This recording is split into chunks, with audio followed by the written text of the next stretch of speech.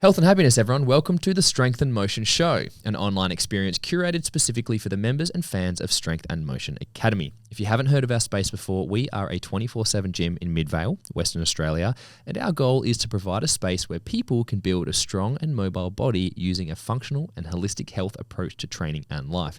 Today we are talking about sleep. Yeah, all right. I was awake for that one. Yeah, very nice pun there. Very good, very good. If you haven't been listening to our previous episodes, you'll actually understand that sleep is number 3 of 4 pillars that we prioritize down at our gym and our coaching. Movement, nutrition, sleep, and stress are our 4 pillars that we promote to all our members and clients with the hope that they can build solid foundations within their health, strength, and well-being.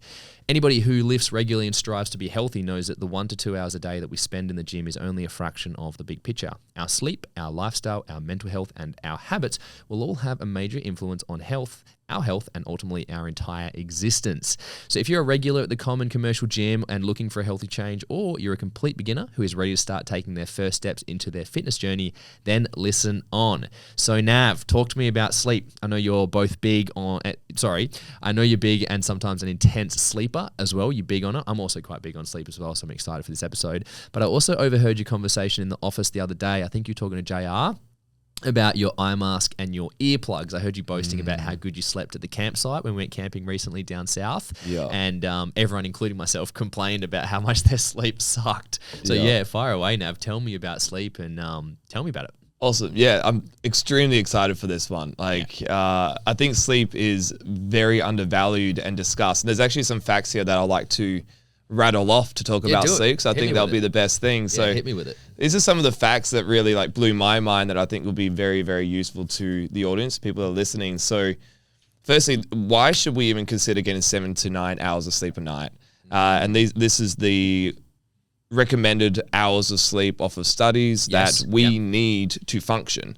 Now, if we were to sleep less than 6 hours a night, we could increase our risk of cancer by 50%. Really?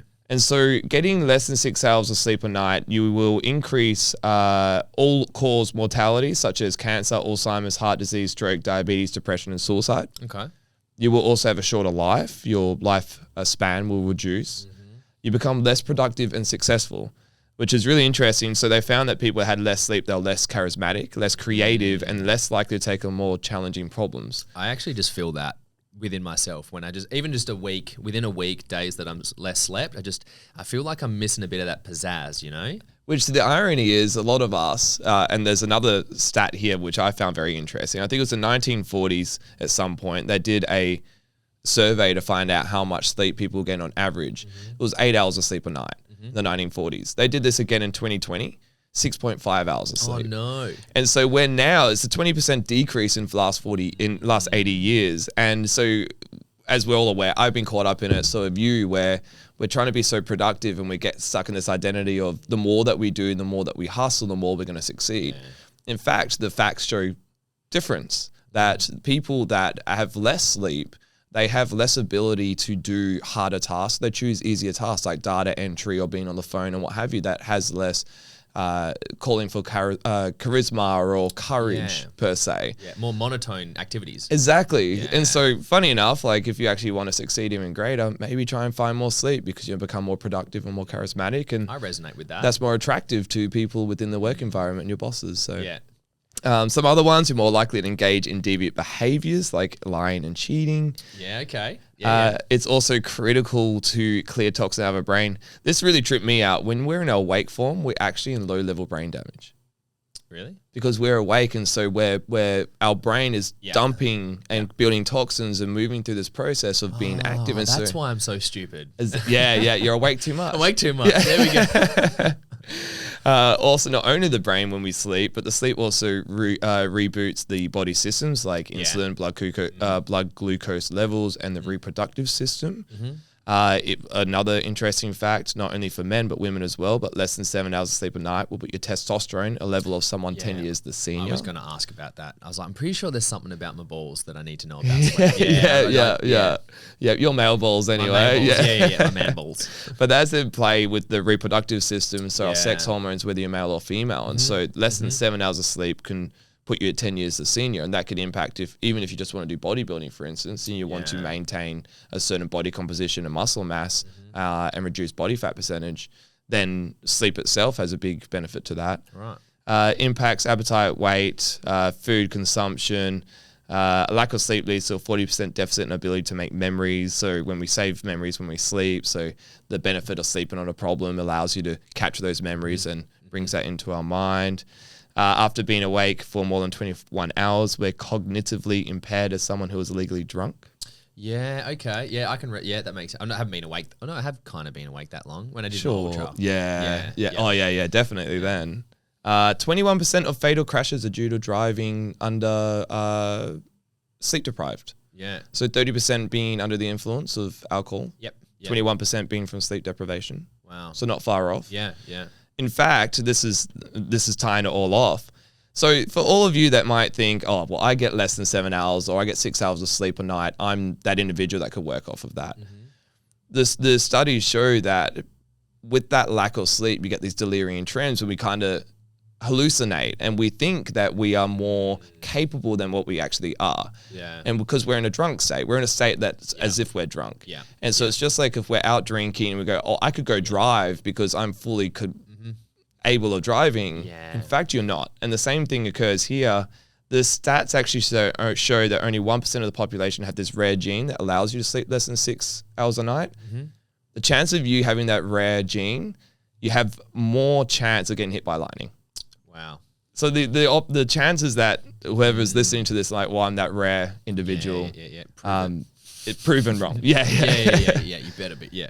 But that's all the stats I want to share. I think good. I really want to pump that out so people have that awareness. Yeah, that was really good.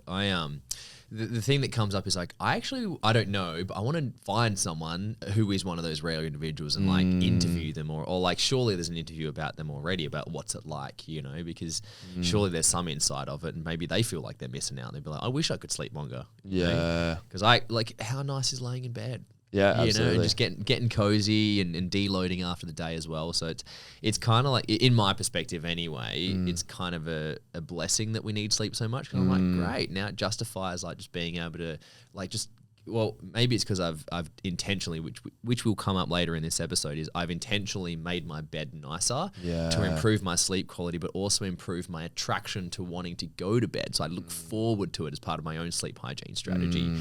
And so now I think about my bed, I'm like, yeah, like even though I still want to upgrade. I want a bigger and better bed, but the bed I've got now and the sheets that I've got on there is like, yeah, even thinking about it now, I'm like, oh, I just miss you. You know, I'm looking forward to getting into it. You know, it's comfort, it's pure comfort, and it's a privilege to be able to like just sleep, right? Especially in our culture, our modern culture. Yeah.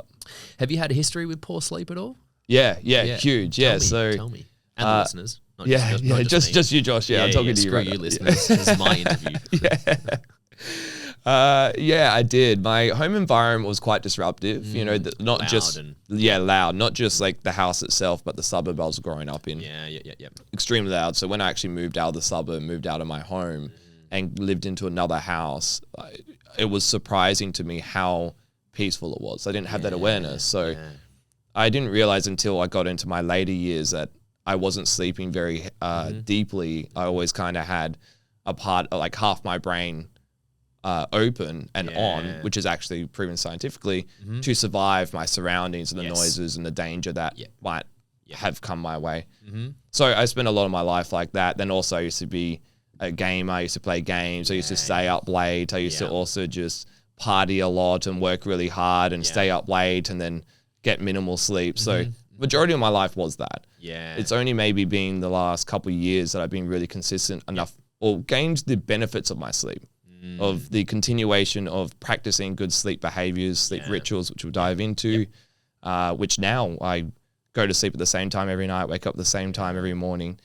And I actually thoroughly enjoy, like you mentioned, my bed and my sleep and my sleep ritual. And I thoroughly enjoy getting up out in the morning. Yeah. And I have a great day because of what I believe is my sleep rituals now. Yeah, absolutely. Yeah, I agree with that as well because even just on my own behalf is that when I have good sleeps, like when I really know about it, and when I have bad sleeps, like it really feels like I'm starting the day with a handicap, you know, and getting that good sleep. Like there's just, I shouldn't say there's nothing better, but it's up there. wanting to get out of bed. You know, the mornings when you're like, I'm ready. You know that.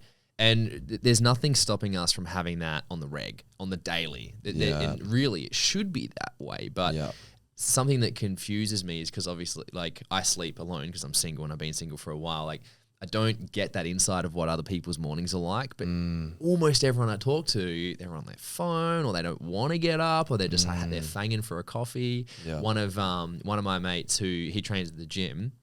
One of my mates from back in the day, because he works on site, he would actually pre-mix pre-workout in the morning and have on his bedside table, and that was like his alarm. Is he would just wake up, turn his alarm off, and then just skull pre-workout and just lay there, just wait for it to kick in and be like, all right, time to go. And that was his routine, so he could get to the gym on time and et cetera, et cetera. And I'm just like, I don't know if I would ever want to do that to myself. Yeah. You know, like obviously I've done worse things to myself given my party history, but it's still like, I realize like how it's not an ideal habit because you become so reliant on these things, on these external things. And it becomes less effective over time as well, absolutely, right? Absolutely. Diminishes as well. And again, I have to speak for myself. I do believe this is common for most people, but is the internal dialogue from the moment of waking. It's a grind. You're in a grind because it's like, oh man, I've got to get up, or I don't want to be out of bed, or whatever someone's situation is. I just have a personal belief that that's a common belief as well. And that's also why it's very easy to just go grab your phone and then just like go like, give me some pleasure, you know, because then you can just go for the scrolls. You don't have to think about the shit you got to deal with for the day. So, should we roll into what have we got near? Oh, here we go. When I look back on the show notes, I'm like, yes, I'm ready for this topic. Yeah. Quantity versus quality. Yes. Yeah. So one of the primary points around sleep, probably the most important, I would say, and that is quality versus quantity. I say it's probably the most important because I think that this would be one of the most bang for your buck topics for the general population, most of our clients, most of our members to actually be thinking about is most of them don't even know the difference between quality and quantity as well. They're like, yeah, I get a good sleep. And I'm like, what do you even define as good? And like, they don't even have an answer for it as well. And so it shows people's lack of connection or awareness around sleep as well. So before we debate on which is more important, Nav, can you please explain to the listeners what do we even mean by quality and then what do we mean by quantity? What are we talking about here? Cool, easy. I'll get quantity out of the way because that's pretty easy. Yep. Right? Yep. The amount of sleep you're getting. Yeah.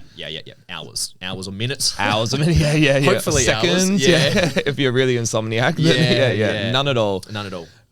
Which I feel for you guys. There's a lot of them out there. There are people out insomnia there. is like way too popular and common. So yeah. I guess it's probably not that popular, but it's very common. Yeah, that's a good way to put it. Yeah. Which will be 7 to 9 hours sleep. Like that's the recommended. So that's a pretty simple, easy one. Then quality dives into so many avenues, but there's 2 different sleep cycles, main sleep cycles anyway. So we've got the REM sleep, which is where rapid eye movement, where we dream, and non-REM, which has 4 cycles within the non-REM. And that is where we release toxins and we have the healing process and everything is through that. So that's the 2 cycles of sleep that we go into.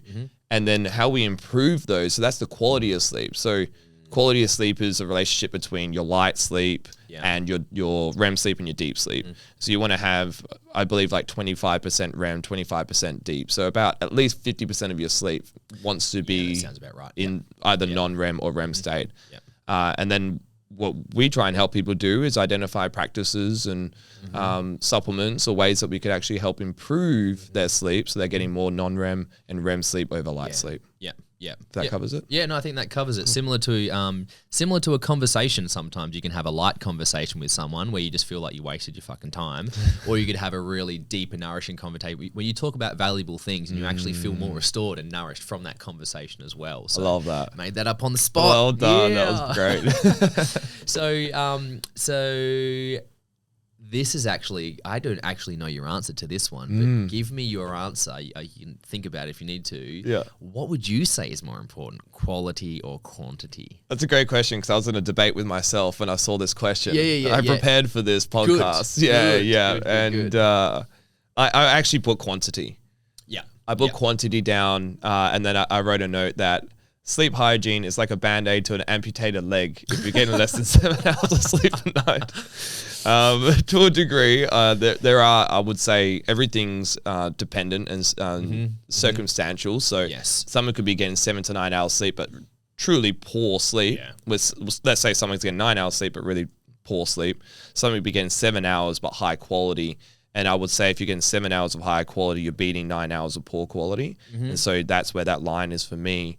However, if you're getting less than 7 hours of sleep, like even if you're playing around with improving quality, I think you're going to be in the red and in the negative. Yeah, definitely. What about yourself? No, I agree as well. Like very similar to our conversation on nutrition, one of our previous episodes. If you haven't listened to it, listen to the previous episode on nutrition.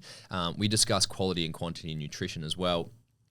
The answer was like, it also depends on the individual as well, because it's very, everyone's unique to their own circumstances, both internal, like what's going on inside their mind and what they believe is important for them in their life and when they should be putting their time. Again, a lot of people put their time into their career or their family or those things that prevent them from adhering to a sleep routine and having good structure.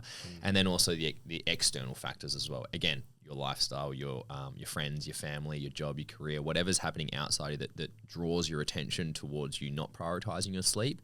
But I would say, as a generalization, I would still go with quantity first, because again, people don't understand what quality is. They don't really have a good perspective on what quality is as well, and so that also takes time to. Again, if I'm speaking as if I was coaching a client, it takes time to teach them things, and you know, if you can only give someone so much information in one go. We're already teaching them about movement, nutrition, and stress management as well, and so it's good just to say, as a bare minimum, just hit your sevens, and then I'll keep explaining things as we go from there. So I would find generally I would be prioritizing quantity more, because it's understandable, more achievable, and it gets people quite consistent as well. Helps them fit them into their routine. So Nav, if you were now coaching someone, like again, as I just shared, coaching a client, if you were coaching someone who's actually struggling with their sleep, or maybe just doesn't know anything about it, they're just like, like I know I kind of could sleep better, but I just don't know where to begin. And so they're not getting good quality or quantity. How would you go about it? Like, what are some things that you'd be like telling them to do, and what are some common things you do with a client for sleep? So firstly, I would identify if they're getting 7 hours of sleep a night. Cool. Most people are busy. Like most of our audience probably have children or busy Maybe lives. Everyone's busy. Well, who would have known that life is busy, right? I haven't found a person that's not busy. Exactly, because we're going to make it busy anyway, right? Exactly That's just who we are as beings, as creatures. Mm-hmm. So, firstly, make sure there's 7 hours of sleep. I would certainly share the information and encourage upwards of 8 hours of sleep. Then from there, I'll look at things like caffeine, late night stresses, blue light and phone screens. There's poor sleep hygiene. These basic things that impact someone's sleep. So if someone's going on their phone, doing emails or working up until the second they go to sleep, find half an hour. The main ones, which I think we do at SMA collectively, 30 minutes before bed, dim lights, no screens. Do something like maybe connect with your partner, communicate with one another and relax, maybe read a book, have a nice warm shower, which are benefits to that as well. Get some magnesium or zinc within you as well. Or both. Or both. Ideally, zinc and magnesium together. Half an hour before bed and unwind. And then when that half an hour comes through and it's time to go to bed, jump into bed and relax and fall asleep. Yeah, good idea. And that's also very similar to what I do with my clients as well. Cool. Well, I reckon let's take a pause. So we'll just do a quick camera reset. I don't actually have a button that... Oh, I've only got that button. that's the only button I've got. We had another one that was like... But anyway, I was trying to get one that's like the classic iPhone alarm or the classic Android alarm, because I know that it would trigger something. It's exactly it. It's the exact that. People start waking up during the podcast. They're like, what is that? It's just, it triggers people. So we're going to pause the cameras, guys, and then we're going to come straight back. Beep, beep, beep, beep, beep, beep. All right, we're back. Cameras reset. Thanks for... It's only like a 1 second gap for the listeners anyway, but we're back. So we're going to go into some of the nitty gritty, right? And so what I feel is really helpful for the members to hear about is us explaining sleep inhibitors, because before we think about how do we get more sleep, people tend to think about what can we add into our lives, but it's like we actually need to eliminate the things that are actually adding that stress onto us, or taking things away from us. So, did I actually? Oh yeah, I'm on the wrong screen. I'm on the wrong thing. I was like, let's recap, and there's nothing to recap. So when we're talking about sleep inhibitors and sleep disruptors, where we want to sleep really, really good, as I like to say to my clients, we just want to sleep heaps good. So how do we sleep heaps good? It's the things that are going to negatively impact our day or our body or our night. So let's list off a couple of things. What are the super duper common sleep inhibitors and disruptors? Nav, can you hit me with a couple, please? Beautiful. I'll smash off these ones. So caffeine being one. Yeah, I've got caffeine in my system right now. I had a coffee for brunch, actually. Yeah, for brunch. The SMA brunch. The SMA brunch. Yeah. The other one, late night stress. So things like overthinking, being on email, or problem solving at late night, pretty much. And training for me as well. Training and sport, like great one, basketball, soccer. Summer season's coming up as well, so I might be filling in for a few games. And that sometimes the game's like 9 p.m. Social sports, Yeah, like futsal or indoor soccer or something. All of that. Some of the lowest sleeps I ever had were late night futsal nights for sure. Blue light, phone screen. So any light, really, light exposure of any sort, really. Poor sleep hygiene. So the environment that you're within. It could be even a messy room can clutter your mind. You're seeing lots of mess and your mind is going to be thinking about cleaning that. 100%. Whether it's too warm and sweaty and hot in your room will make it. Yep. That's everything for me. What about you? I've got. Well, this is because I'm guilty of it, but eating right before you go to sleep. So, for people that do know me, and I'm rolling into ultramarathon training, I've started, but I have to train all the way through summer, and so then I'll actually do my runs at like 7 o'clock at night, 9 o'clock at night.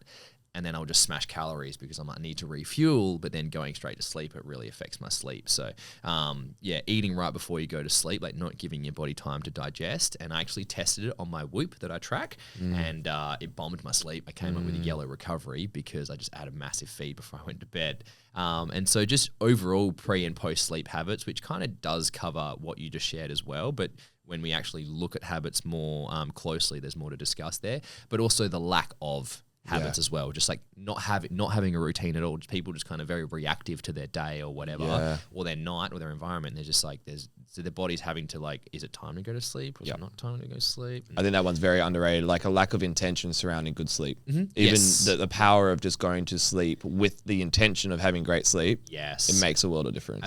Absolutely. And this is something that I've definitely experienced in the past, and I wouldn't say the present, but still I have definitely experienced in recent times, is alcohol and substances as well. And I think that's everything on my mind. Do you have anything else? And excessive sleep variation times.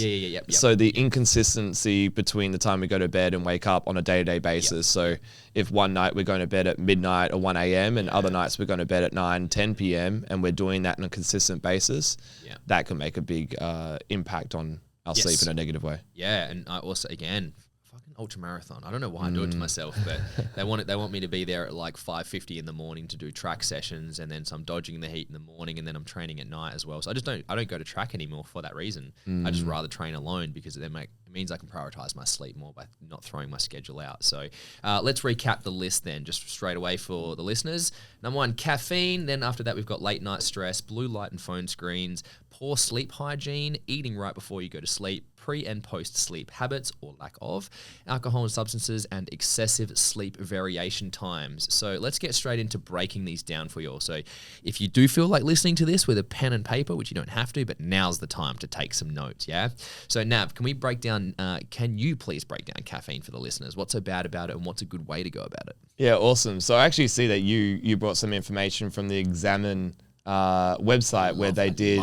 Examine's great. So if anyone's interested, Examine, I think it says examine.com, is it? Examine.com. And they do research. So they look at peer review papers and they look at studies and the way that they create a summary surrounding these studies is brilliant, and it's easy for the reader to understand. So like the middleman that bridges the gap between us and the nerdy people that do the research. Literally. Yeah.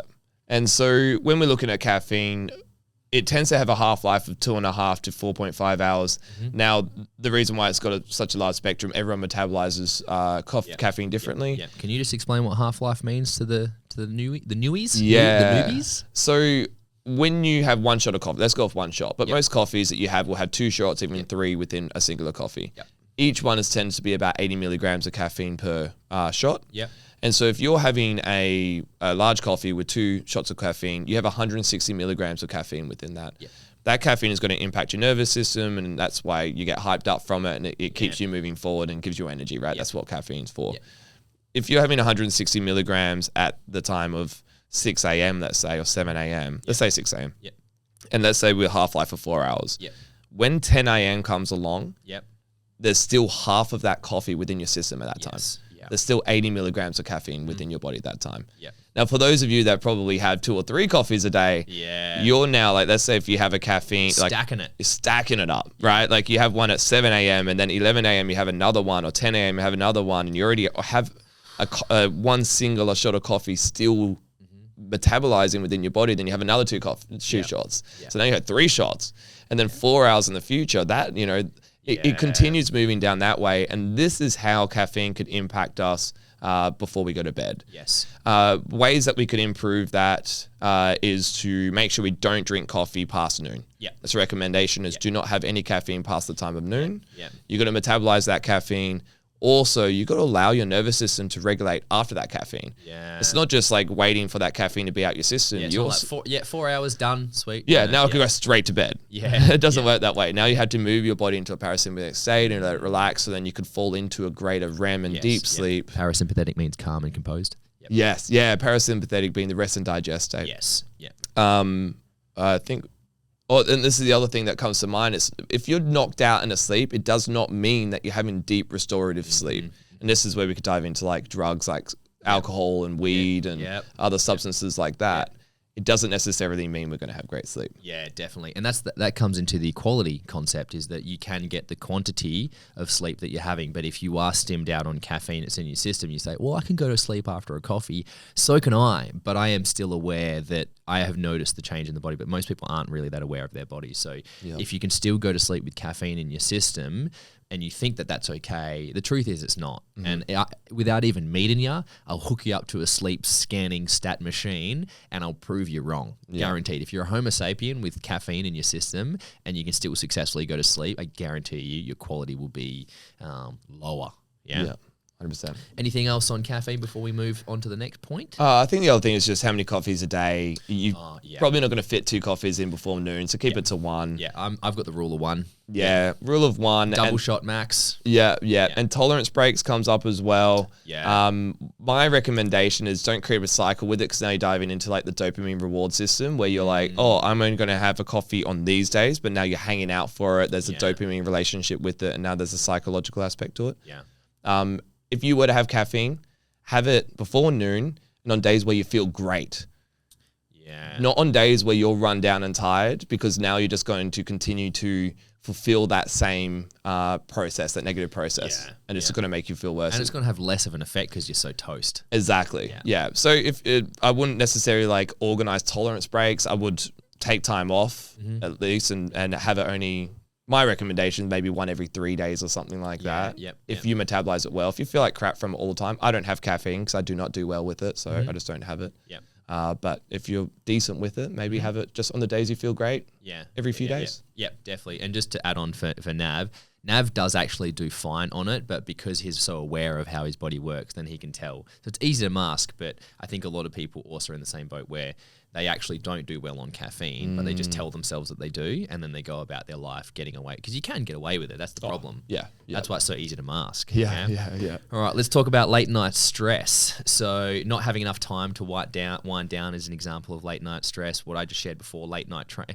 I'm probably guilty of all of these 3. Not enough time to wind down, late night training and late night working. I'm always posting on my Instagram story, like leaving the gym at 9 o'clock. I'm like, I work hard for my dreams. And then I stay up late because of it. And you don't have dreams? And then I don't have dreams. No, that's all right. Yeah, I still dream a little bit. I'm a big dreamer, but great joke. Well done. You got me there. So what would be some strategies to actually combat some late night stress, Nav? So give enough time to wind down. The half an hour, I would say half an hour before bed. Minimum. Minimum half an hour, Minimum half an hour before bed. Remove light, remove your phone, your laptop, no work during that time. Put your phone on airplane mode, if anything. Put your phone away from your bed into another room, if possible, with the alarms. So you have to get out of bed in the morning for it. And then do something relaxing. You could do some color in books, or you could read a fictional fictional? Yeah, fictional book. Fictional being not real, right? Correct. Yeah, correct. Yeah, there we go. Yeah, yeah, fictional. That makes sense. A fictional book because you don't want to be problem solving. If you're reading non-fiction, you're going to probably start to relate to it and feel into it, and then that's going to impact your nervous system. Yes. Yeah. And then stuff like magnesium, zinc, breathwork, meditation, a nice bath, a warm shower. Yeah, warm, calm, nourishing things. You've got to, listeners. You've got to find your thing that works for you. Yeah, and you've got to look forward to it. Otherwise, you're not going to choose. You're going to choose fucking TV or going on your phone because that's more attractive to you. So make sure you design it, and we'll talk about this later. But design a strategy or choose things that you're actually looking forward to. Which, in one of my cases, make my bed real mint. You know, drop that $500 on the new on new sheets, on that Adair's sale. Yeah, I did the exact same. How good is it? Yeah, and on the what's the like the Linen Lovers Club or something? Ocean and I are in that. Oh, you know, I used I can't remember if I used Natalie or Jess's, which is my housemate or my brother's girlfriend. They're both on Linen Lovers. Yeah. Tongue twister. I love Linen Lovers too. I want to be a linen lover. I am a linen lover, just not by definition of the membership anyway. That's late night stress. That is late night stress, guys. I was going to say any questions, but we can't hear. Moving on to blue light and phone screen. So I just like to actually explain to people what is blue light very quickly, if I may. So blue light is a portion of the light spectrum. So if you visualize the rainbow, that is basically when you break down light under, you put it through a little light scanner or the spectrum of light, it has all of the colors within that. And so UV stands for ultraviolet, which comes out of the sun. Violet is a purple color. The purple color is a gradient that rolls into blue, then purple, then like greeny yellow, and then goes to infrared. I've got it because we've got it on the back of the light there.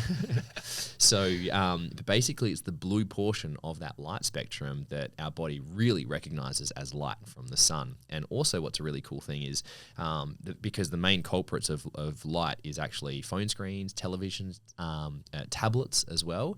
And I saw this on a TED Talk actually, if you fully zoom in with a microscope to an actual a phone screen or a tablet screen, it's like thousands and thousands of a pyramid light, which is just a red light, a blue light, and a green light. And it's just thousands and thousands and thousands of them. And so when you turn your phone's blue light filter on or your night shift filter on, all it does is just turn of those three lights, it just turns the blue one off. And then you're left with a red and green, and that's why your screen goes amber. So I just wanted to get a bit nerdy about that. But that's blue light and phone screens. Did you want to add anything to that, Nav? Yeah, and the reason why we want to reduce that is because our body produces melatonin before it goes to bed.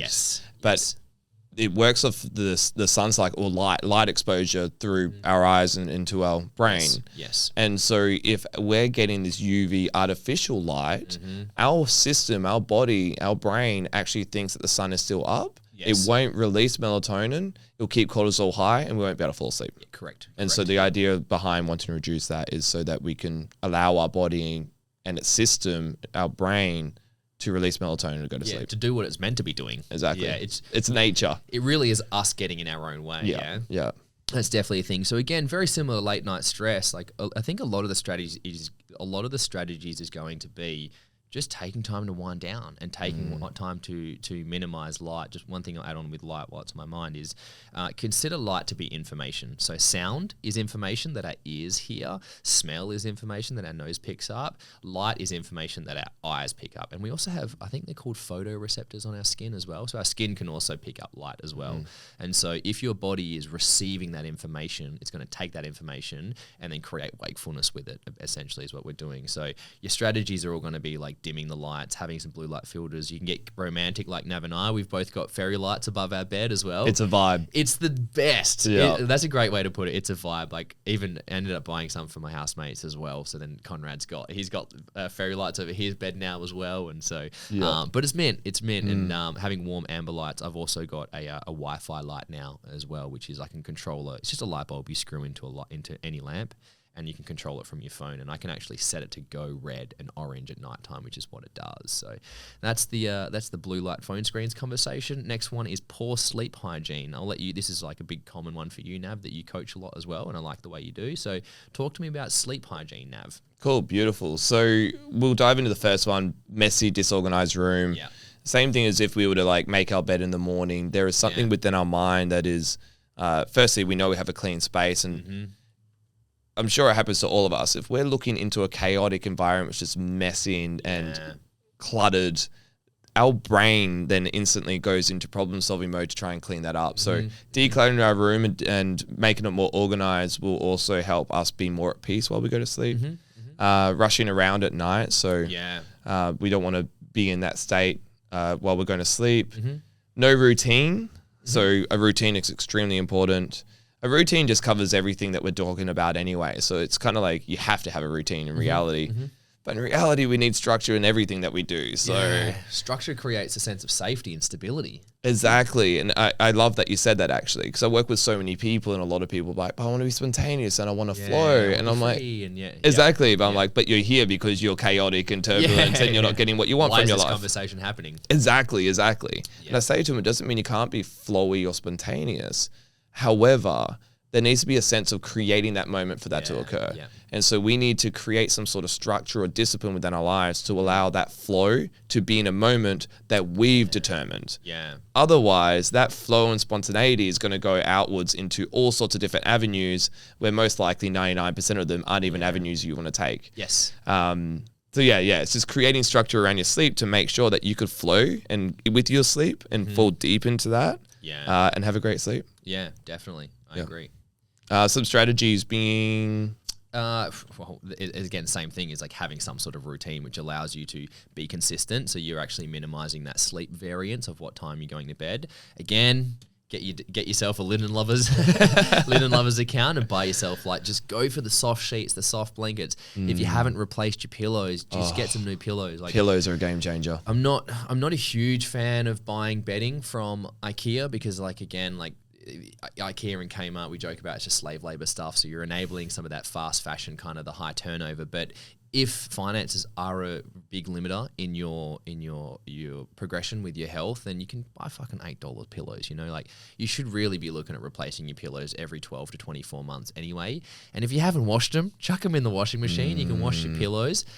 I just follow this cleaning chick on Instagram, and she washed her pillows, and I'm like, I didn't know you could put pillows in your washing machine. So she just washed them. But that reminded me, because that was a recent post. I'm like, people need to wash their pillows more, because I think most people don't ever, and I never used to either. Like, I just jumped in bed and whatever. But now it's just, again, hygiene is not only like the mental cleanliness, but the actual physical hygienicness and the cleanliness of your bed. So vacuum that bed as well. I vacuum my mattress every time I change my sheets as well. So rotate the mattress. I only found that out recently as well. Oh my God, rotate your mattress. Rotate and or flip it if your mattress allows you to. The bed lady. Actually, when I was buying my sheets, the lady told me. She was just like, when's the last time you rotated your mattress? And I'm like, what did my what? And she just looked at me. She's like, this dude, this classic young bachelor, just no idea. I'm sorry, you know. When I found out, I was like, that's a no-brainer. Majority of your weight has fallen into one part of the bed. The other part is just chilling out with your legs. It's so fresh. And you can rotate it. It allows the other side to fluffen up and get better and breathe out. And just keep rotating Spread the load. Spread the love. Exactly. Spread the bed love. So that's it. Just make your bed a sanctuary, and your whole entire room, that whole entire environment, make it that heaven that you want to go to, and that'll, you'll just notice the difference. And once you won't go back. You won't go back. I'll make it really quick on the next one. Eating right before you go to sleep. My advice to you is just don't do it. Just don't do it. I haven't. My phone's too far to reach, but I came home late last night as well, and I actually just chose to skip dinner, which I was really torn about. I was like, should I skip dinner? I just had some fluids, and had a few snacks as well. I had one of my homemade muesli bars that I made on the weekend. But that was because I didn't want to be scoffed. So I actually chose to just effectively go to bed more fasted, because I chose to work late, but I just didn't want to go to bed full. And I didn't want to sleep full, and I'm guessing my recovery would have been improved, because I tested on Tuesday night, had a massive feed, went straight to sleep, and even though I slept 8.5 hours, I still came up with yellow recovery, and I'm like, dang. So, and I felt it. I literally felt it. So just don't do it. If you are in a similar position to me where you're having to train at nighttime, choose easier to digest foods or easier to break down foods as you go to sleep, and then you can load up on calories the next day if that's important to you. So protein shakes and electrolyte powders, and not Gatorades, but drinks that are like Gatorades that I drink for my ultras. Just easier, lighter meals that are nice and easy to get down. It's not too strenuous on the body to break down. Pre and post sleep habits. Next topic, Nav. So this is about people being too stimulated at night and rushing in the mornings. That's probably the most common that I experience. Is that the same for you as well? Yeah, definitely. Yeah. Like instantly wake up and look at emails and respond to people calling in sick to work or all sorts of work stuff. I had a client and I called her out this because she paid my invoice at 5:29 in the morning, and I was like, "What were you doing at 5:28 in the morning? Like, just get up." She's like, "Yeah, I pretty much just got up and got straight into it." And I was like, "You just need to chill out because we talked about the stress and stuff, et cetera, et cetera." But and also just jumping straight into the coffee as well, which we talked about, just relying on that caffeine. It's just, we all know it's not good for us, but I think things like this podcast will just help drive it home that it's more important than what we're giving it credit for. I believe also it's best to wait at least an hour. I think that's great. Yeah, because we need our body to move into a rest and digest, and also we need our metabolism and our body to start moving prior to stimulating it exogenously outside of our body. Yeah. Because otherwise our body doesn't have the time or the space to actually start doing its own process without something outside of it. I really resonate with that. And Huberman actually just made a thing recently about, or it might have been recently, I'm not too sure, but I saw it recently about the difference between having caffeine immediately rather than waiting 60 to 90 minutes. In terms of, I guess, like neuroscience or the nervous system and the brain, that something happens about, it's more beneficial to have caffeine, to digest caffeine 60 minutes, no earlier than 60 minutes before waking as well. So can I share the traffic light strategy that we talk about? Do. So if we know what a traffic light is, it's that thing at the lights in traffic, hence why it's called a traffic light. It's got a green, an amber, and a red light. So that's my metaphor for how we live our life. Just imagine that if there was no amber light at traffic lights, it would just be chaos. It would just be, imagine if it was just go stop. There'd just be crashes all the time. And ironically, all people are crashing. Society are crashing all the time with their energy levels, because they go, then they stop, then they go, then they stop. And so what we talk about, the traffic light strategy, is starting from the bottom, is that in the morning you would have your green light strategies, which is green light habits, which are morning habits, which are the go habits. So things that really get you going, things that get you into and help support your body trying to elevate itself and wake itself up. Then your amber light is for the evening, is the things that start to slow you down in preparation to stop, which is winding down, relaxing, whatever you need to do, what we've commonly just discussed. And then your red light are your night strategies, things to make you fully stopped. So things that allow you to get the quality of sleep in, things that ensure you stay asleep. So if I just quickly rattle off some examples of that, morning habits, go habits is like exercise and movement, sunlight exposure, doing something fun, like just cranking some music if you're in the mood for it, if it allows for it. Good nutrition for the mind, so like podcasts, like informative podcasts or inspirational, motivating podcasts. We did a lot of Quote of the Day with Sean Croxton as well. It's like a 5 to 15 minute podcast.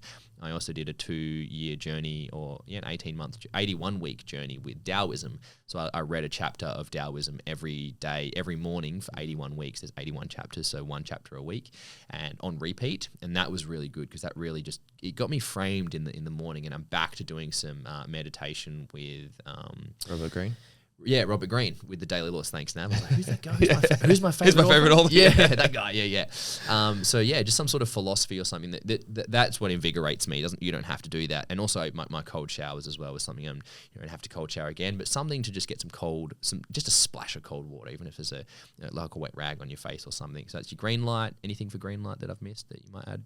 No, the one that really I think you covered really well is sunlight in the morning. Yeah, that is probably bang for your buck. Yeah, huge one. Yeah, or lots of studies are coming out of that. Huberman's been talking about it a lot. Get out and get outside, get some fresh air. Yes. Get your feet in the ground. Do some deep breaths and look out into the sky and hopefully get some sunlight if the sun's out. Yoga and stretching in the sun. Yeah. Just get some movement and connect to yourself and your body. Put some good music on and some, like you said, some brain food. Put some good podcasts on. Listen to the SMA podcast in the morning. Yeah, that's the one. Yeah. And also, if you're going to have a coffee, that's the time to have it as well. Obviously, it's got to be, it's with intent. It's an intentional coffee. But yeah, that's the time you have the coffee. Definitely not at amber light time. Yep. So moving on to amber light, evening habits are things that slow you down to nice and relaxing. I like to just, I like to have a shower, like when I get home as well. And I also shower right before I go to bed as well. So just have a nice clean shower that also keeps your bed nice and hygienic think as well. Dimming all the lights is a common one. Some sort of like meditation or breath work again, but a more nourishing style thing. Commonly I get my clients just to pack their bags for the next day so that everything that you need to do, there's no set, you're not going to have to rush in the morning. So you can just get up and do your morning routine without interruption as well. So any other evening habits that I might have missed? I think you covered all of it. To share mine, I'll look at my calendar for the next day. I'll pack my bag, prepare myself for the next day, put my phone away with the alarm, and then I would have a nice warm shower, zinc, magnesium, and then I'll go into bed and relax and then fall asleep. Great routine. That's a really good routine. And so in terms of red light strategies, it's things to ensure that you're just not going to get interrupted and make sure that you can get into those deeper sleep. So red light strategies include having a really nice bed and a clean room so that, again, it's the nourishment. It feels good for your body to be in your bed as well. Other things, it's sleeping in a pitch black room. Pitch black room, phone on, do not disturb. I prefer airplane mode. Again, I'm the same as Nav. Charge away from your bed, so you have to get out of the bed. And if you're single like me as well, when I get out of bed, I'll turn the alarm off and then deviate back to the to my blinds and then open the blinds up so the light comes in. And I'll turn my lights on as well. And if I'm tired, which I commonly am because of the training that I do, I'll lay in bed for another 5-10 minutes and then get up and have my cold shower. So going back to red light strategies, I used to always live with my windows open, but I now have my windows closed because my neighbour's got a puppy, and then it just kept fucking dog yelling, barking, dog yelling, stop dog yelling. Yeah, so just kept barking, and I was just like, shut up, this dog. So that started interfering with my sleep, and then and also we just get a few people doing burnouts occasionally and stuff, relatively near a main road. So outside noise can actually interrupt your sleep. And the other one I was going to is making sure your doors are locked and all of your windows are locked, just so that not everyone has to do this based on where you live, but it does give you that sense of security and that sense of stability because, as you mentioned before, you're in a chaotic house / neighborhood. When people go camping or you're in a hotel room in an environment that you're not familiar with, you might be staying at your mate's place. There's a part of your body as part of its survival mechanism that's going to keep you more alert. So it's going to prevent you from getting into those deeper stages of sleep, so that you're closer to waking up. Because the deeper your sleep, the longer it takes for you to wake up. And so if you're in an unfamiliar environment, your body's like, well, if I need to get up and go, I need to be ready, and so you can actually skip all of that restoration, those deeper sleep cycles because of that. So that's green, amber, and red. So when you design your routines, build your routine around go habits, slow habits, and stop strategies. Yeah. Beautiful. Alcohol and substances. Oosh. So these are the ones that are pretty, I like how Matt Walker talks about them. We'll quote some of him in the show notes because at the end of this podcast, we'll link some of the people that we've found influential in learning what we've learned. And he talks about it a lot as well. I think he talked about it on Joe Rogan's podcast, and also the Google talk I watched as well. Yep. And he talks about that your sleep cycles, that's the thing that ensuring that you are getting into a deep sleep. That's part of the quality conversation. So really what we're saying is that when you have substances in the system, and also food, just food in general, having stuff in the system is going to affect your quality. Yep. Even if you're getting quantity, substance will affect your quality. And so you just need to make sure that you are not putting the wrong substances in your body. And if you are, and we're back, cameras reset. We're all G. I'm not going to spam that button again. I couldn't help myself. So going back to the melatonin just quickly, I actually, when I was working with a psychologist when I was doing my Ironman training as well, because that thing almost broke me mentally, and probably I chose to take on too much by seeing a psychologist to open some demons up. But he actually was the one that put me onto melatonin as well, because basically his experience with melatonin is it does help facilitate people that were completely wired like I was 2 years ago. That helped me get back into those it was like the emergency get into a deeper sleep. And I did some experimentation. The common dosage for melatonin is 10 milligrams, commonly in a slow release capsule or a tablet. And you can also buy 1 milligram tablets, which are literally the lowest dosage that you can get. And so I actually tried the standard dosage of 10 milligrams. And that was, I found I was quite drowsy. It was too much. And so I'm like, I don't know who's taken these 10 milligrams, but maybe just because of the work I've done on my body, I'm a bit more sensitive to it. But optimally for me, 2 to 3 milligrams And what I'll probably do, and I even do this, like I did this actually recently. I was feeling tired after all the training that I was doing after my long sessions, so I ended up having 1 milligram, and then I had some extra magnesium, and then I had some extra. I had 3 caps of the adaptogenic herbs of Adrenal RX is what I took, and that was like. And to be honest, I'll probably have 1 or 2 milligrams tonight because I'm just in the mood for like a 10-hour sleep. And so I'm going to have a reasonably early night tonight and then just pop like 1 or 2 melatonin caps because I know that, tablets because that works with me, plus a bunch of other sleep. It's like a sleep stack, let's put it like that way. And just sleep like 10, 11 hours and then just get up and go run. I'm going to do like a 25-ish K run tomorrow. So I'm looking forward to it, like getting up early, like a sunrise run, maybe even hit 30 because I'm not meant to, but anyway, just in the mood for it. So that's alcohol, substances, and supplements as well.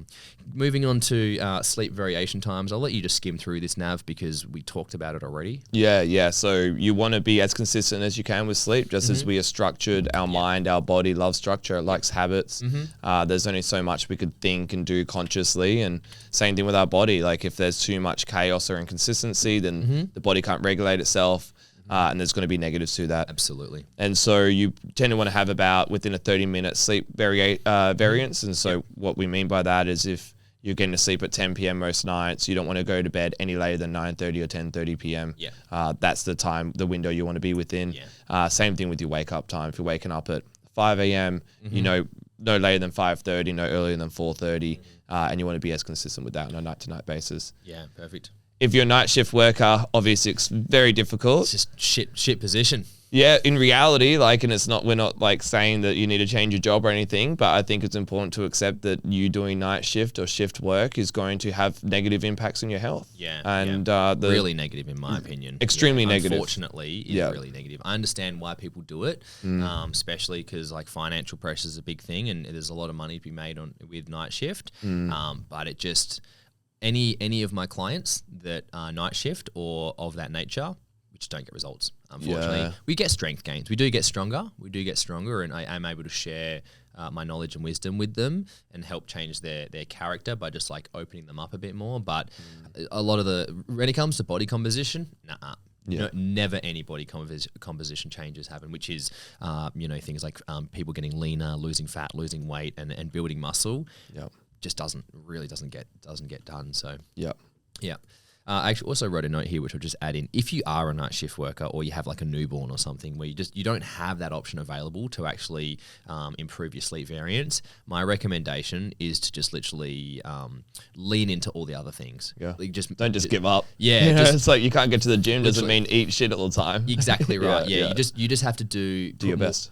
Do your best. Put more energy into your supplements, your hygiene, eating right, your blue light phone screens. You're just going to have to go harder in those areas just to offset it. That's really what you can do. So, so loads of information. I hope you enjoyed taking your notes or at least just listening to us. And there's so much more to talk about. I could go on for hours for this stuff, but we're about 50 odd minutes into the podcast, about 56, plus or minus a few breaks.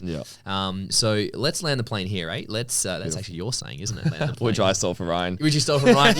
Yeah. So now I'm stealing it from you.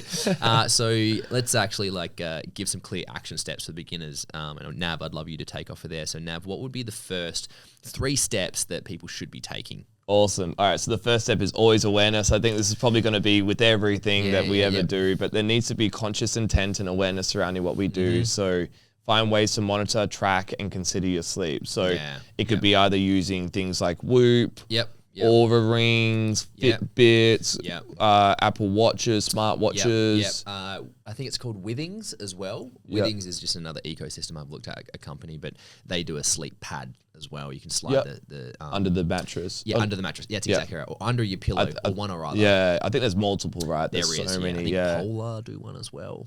Whatever that can track your REM and non-REM sleep. So give you some sort of information. Sleep quality. Or you can use a diary that just tracks how you feel in the morning and the quality of sleep that you had. Just something that gives you awareness to your quality of sleep and things that impact it. And so if you're looking at your Whoop and you had a poor sleep, you could then use that data and information to gauge, okay, well, I had caffeine a little bit later, I had 2 coffees, or I was a little bit more stressed last night or dealing with a more stressful situation. That's going to bring more awareness into what impacts you as an individual. And then that will also give you the ability to separate from that or create better habits that will help you sleep better. Yes. Yeah. Same thing as how consistent you are with your sleep and wake time. So you want to track that. Because you might think you're being consistent with your sleep, but in fact you might have great variations that are going to negatively impact your sleep. And how is your energy throughout the day? I might even add to that is something I've been paying attention to recently within my own sleep tracking. Also knowing that this podcast was going to be recorded, this was a couple of weeks ago. I'm like, in a couple of weeks' time, we're going to start doing sleep, so I might track my own sleep better. So I actually started bringing more conscious awareness into trying to figure out where my energy dips were and spikes were. So obviously I track my Whoop with the data of my sleep, but I thought I had a consideration of when's my afternoon dip, and so my window is actually 12 till 2. That's my biggest dip. My dip is bigger when I have coffees in the morning, which is pretty much which is most days actually of the last couple of weeks. But my afternoon dip and my mental fatigue is it's a greater loss at a greater deficit when I have coffee in the morning. It's a really thinking that, and this is like I just found this out, and I'm like, dang, I thought I was a pro. But I'm not a pro. I'm fucking scoffing food at night time as well. But actually, in comparison to most people, I'd probably be considered a pro, not by the sleep people, but by most humans, I guess. I would agree with that. Yeah. But forever a student, right? But forever a student. That's exactly right. Yeah. So that's the first step, is just to be aware, right? Have complete awareness using some sort of tracking mechanism, Yeah. What would you say is the next step? Then get consistent with your sleep. And so consistent with the quantity of your sleep and the time of your sleep. So 30-minute variations and at least 7 hours of sleep. Makes a world of difference. And I would encourage to maybe only have one night a week where you go outside that variation if you were allow it. But ideally, if people want to really give it a go, that's what I say to my clients, 4 weeks. 4 weeks. Like, it's not a lot. It's not a lot, right? Like, I'm sure what we're in the time this podcast will come out will be December, coming up to Christmas. It will be, beginning of December. First of December it comes out. Yeah, exactly. And I'm sure for everyone listening, this year has flown by. 4 weeks will fly by. So create a schedule that's 7 to 8 hours of sleep minimum within a 30-minute variation, same time you're going to sleep, same time you wake up, and commit to that for 4 weeks straight. Track that, and then message us about how much we change your life. Yeah, definitely. And I'm also going to add in as well, don't cop out and just say, oh yeah, I'm going to sleep from like 11 till 6 or 10 till 5 or whatever to get you 7 hours, because you actually need to add a buffer in there. There's going to be moments where if you, like, it takes minimum 15 minutes for someone to actually fall asleep. So if you want that dedicated 7 hours sleep, you really should be sliding into bed like 30-25 minutes beforehand to allow for you to wind down as well. And then which is why I love the Whoop, because it tracks all of your disturbances and and subtracts that. So then you might even say, I slept 7 hours, but the Whoop will only record like 6 hours and 20 or something because of all of your disturbances. That's a great point. I never thought about that until I got my Whoop, and I was like, oh, okay. Like, not only am I only getting 6, like I'm in bed for 6 hours, but I'm also only getting 5.5 hours sleep. And I'm like, no wonder why I'm screwed. I was a bit butthurt about that. I was like, damn, I'm like, fuck. Okay, I don't have enough time in the world. Yeah, literally. So they're the first two. What would be the third, Nav? Build some routines using the traffic light strategy, which you explained perfectly. So I'll let you explain that again. Yeah. So in the morning is your go habit. So just doing some things that they're there to elevate your mood. And I would base that around light and movement. They're probably your two most important. You want to max. And hydration, actually. Now think about it. Lots of water. Actually, because I'm pausing coffees for a moment, even though I had a coffee today. During the week, I'm pausing coffees. It's part of my own current strategy with my own health. But also knowing that I'll be drinking coffee, I actually added in water into my routine so that I could, because I'm a coffee sipper. I love having a really high quality coffee, like a real nice one, and just sip on it. But then I'm like, fuck, it's lunchtime now. I've finished my coffee and I've only had 250 mils of fluids, which is just all being coffee. So what I do is I have a fat water fluids in the morning, get hydrated, and also listen to Huberman. I've pushed my coffee consumption back to 60 to 90 minutes after. So I get at least like 750 mils of fluids in before I actually down that coffee. So. Nice. Which is, so definitely get some fluids in 100%. So maximizing light and movement in the morning and getting your hydration in. And then at nighttime, minimizing light and movement to then allow your body to wind down, and adding in anything else that's going to help facilitate your happiness levels and feel like your day's been satisfying enough for you to fully sign off. Because that's a thing that I experience is there's still a dissatisfaction I find a lot of the time, and then so I want more still, and I'm like, and then that prevents me from wanting to go to sleep. But that's I think that's going to be a battle till the day I die. Yeah, I feel that. Yeah, entrepreneurial, high dopamine kind of personality. So and then obviously your red light strategies is just to make sure that you stay asleep as well. So I don't know what's going to happen with my future wife. She's probably going to be an insomniac with me, but no, she won't be. I'll be good. You'll be totally fine. She'll be fine too. Yeah. So just as a quick recap is to be aware. Number 1, get consistent. Number 2, and use the traffic light strategy to build some routines. That's number 3. So this yellow section, are you good? Are we talking about mystery items now? Yeah. Okay, cool. Yeah, I forgot to question you. I was like, did you bring your mystery item? No, I'm fully ready. I'm sure you could probably actually gauge what I brought. Can I guess? Yeah, please. It's your fucking eye mask.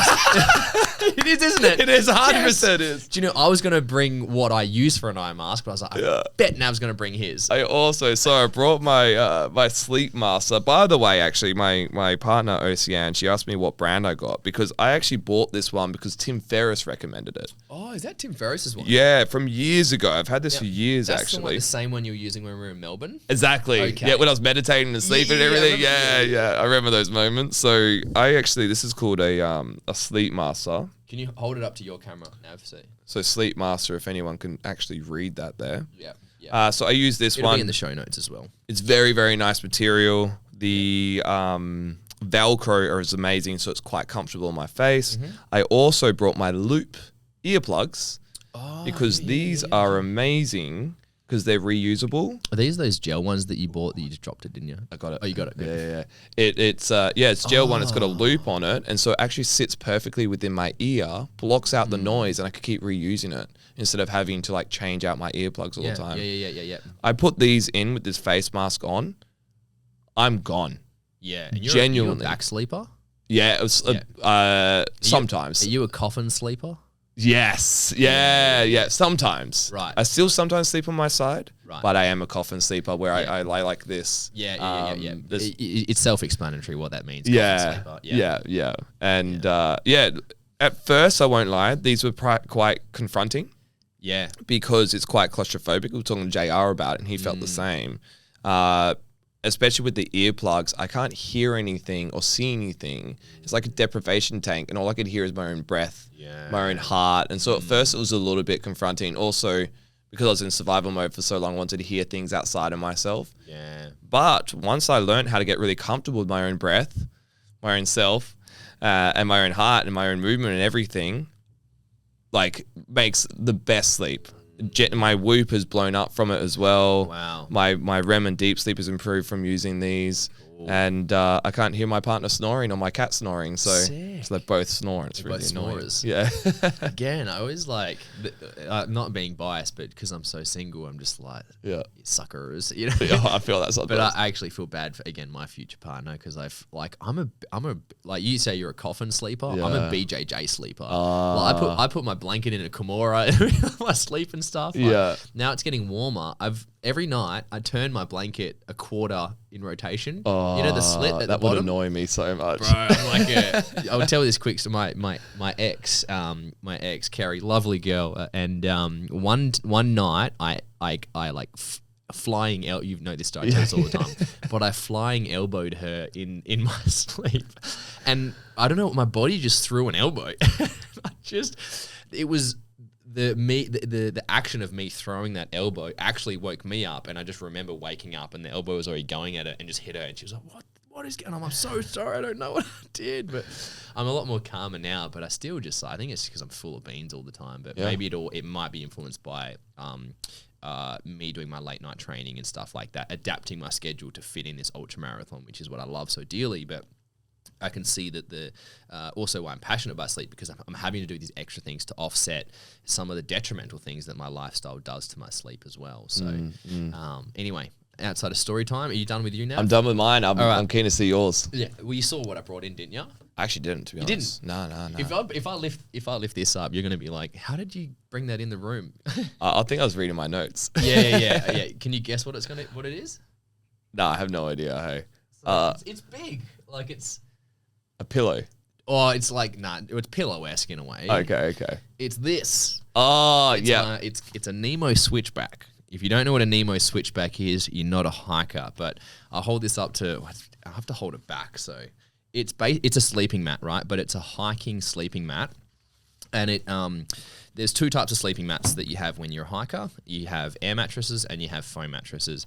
This, as an actual hiking sleeping mat, fucking sucks. Like, I'm not even going to buy this ever. I'm never going to sleep on it actually, but I'll get an air mattress for hiking. But the way it's designed, it's like it's called an accordion fold. So an accordion fold is exactly how it is, but it's like it's an eggshell carton, but it's probably, instead of holding eggs, you could probably hold marbles in it. But the reason why I've brought this is that one of the most beautiful journeys I've ever had with my sleep is getting into ultramarathon and getting into hiking and getting into the great outdoors, because they're the hardest environments to sleep in. And this race that I'm training for at the moment is a 6.7 kilometer loop on the hour, every hour. So you only get like 5, 10, 15 minutes to rest. And what I'm training for is to run 160K/24 hours. So this switchback mattress is going to be my partner. Like, I'm going to put some towels on it and stuff as well. But I have learnt through deliberate intentional training how to fall asleep in 3 minutes, how to get my 3-minute nap in. And it's been with this guy because this thing is so robust. It's allowed me, I've slept on it in the office, I've slept on it in the middle of the bush, in the Bibbulmun track, in huts. I've slept on I bring it when I go to my swag. I sit on it to meditate as well. And so all of these deep internal nourishing experiences I've had to help create restoration in an environment or a situation where I'm not likely to get it, this has been my companion for it. So do I recommend this for most people? Probably not. But is it a great mystery item? Yes, because it's very significant, monumental in my own journey with self-discovery and training and all of that as well. And this thing's going to last ages. It's also great on the beach, even just like laying on rocks and stuff, like by the lake. I just fucking and then just like throw it on some rocks. So super robust, and it's bright orange, so it's a safety orange. That's my mystery item. So is there anything you want to add in? Because we're pretty much ready to sign off and just share some of like the recommended resources and things that maybe some links that some of the members and the listeners may gain some benefit from. And all of these, again, will be linked in the show notes as well. Thanks to Gretch. Gretch is our producer. No, I think let's dive into what content people can absorb to gain more knowledge. Yeah, cool. Well, I think I'll just mention Matt Walker first, even though he's not first on my list. But Matt Walker is a neuroscientist that prioritizes sleep research. So he spends most of his career doing that, and he's probably one of the more well-known, not influencers because he's not, but he is one of the most influential people in sleep at the moment, bringing the information out. And if you just Google his name, Matt Walker, MattWalker, like Luke Skywalker, that Walker. I don't know why, but I just said it. So Matt Walker has a lot of his interviews and presentations that are on YouTube, especially the Joe Rogan talk, which is really good. Yeah. And one that I really like is his Google staff talk. So when Google actually pay people to come in and deliver presentations. So people that are very much in working for Google, which is like anyone in a corporate or office environment, the things that Matt Walker shares is very specific to that kind of job role as well. So Matt Walker's good. Nav, what else have you got? Yeah, also Matt Walker's book, Why We Sleep. Oh, Why We Sleep. Yeah, just a book as well. Yeah, if people want to dive deeper into it, but they're great ones. Yeah, if you get his book, don't worry about the TED Talks or anything like that. Actually, the TED Talk is bomber. Sleep is your superpower. Yeah. That's like 21 minutes and it's phenomenal. Yeah. Yeah, I think they're great. For most people, capturing that in this podcast will be enough. Then start implementing it into your life. You don't really need to know the ins and outs like we do. Yeah, we're basically better than Matt Walker, so just listen to this episode. Yeah. Sorry, Matt Walker, not sorry. Fuck you, Matt. I'm sorry, pardon my language. Another one that you've written down, but I think is really good, is Sean Stevenson, Sleep Smarter. Big fan of Sean Stevenson. I think that's great. Yeah, I like him, and he's got a few interviews as well. He's actually got his own podcast now as well, which is good.